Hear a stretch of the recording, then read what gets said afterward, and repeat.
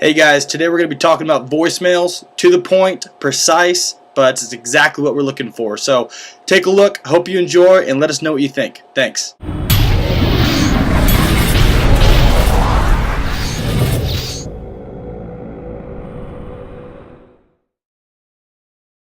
Hey guys, I'm Jamin. And I'm Josh. Jamin, what about today? What are we talking about? What are we doing? Talking about voicemails, super short and We gotta sweet. keep it quick. We gotta keep it Gotta quick. keep it quick. That's the number one thing I want you to remember about voicemails, that they're important but short and sweet. All right, hit him. So, first thing, be brief, like I just said. Less than 2 minutes if possible. If you can keep it under a minute, the better. Because think about this. People read something, remember a little bit better. Hearing voicemails, people don't really care these days. So the less information you give them that they'll remember, the better.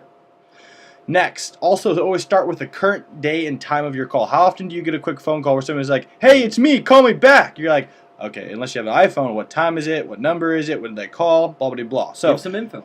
Give them a little info. who is it? What time is it? Was it early this morning? Whatnot. So that's always very important. It's just relevant information. That's right. Lead with your name after the time of your call. Your name, company, and the reason you're calling them back. Or the reason for them to call you back. Because that's the whole point of a voicemail, really, unless you're calling your mom.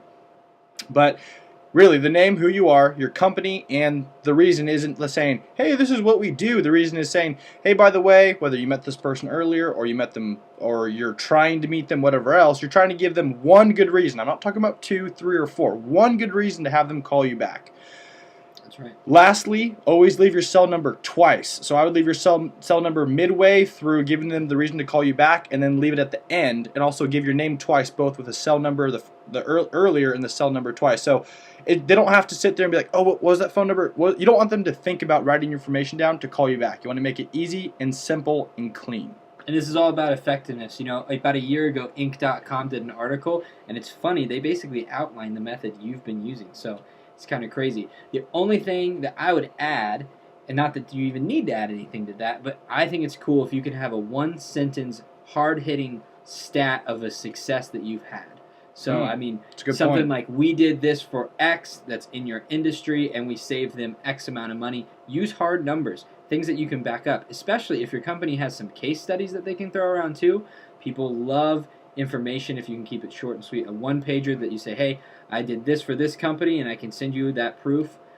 They love it. It brings credibility, and it opens the door. Even more so if you can relate that success story with somebody else that's in their industry that you're talking to.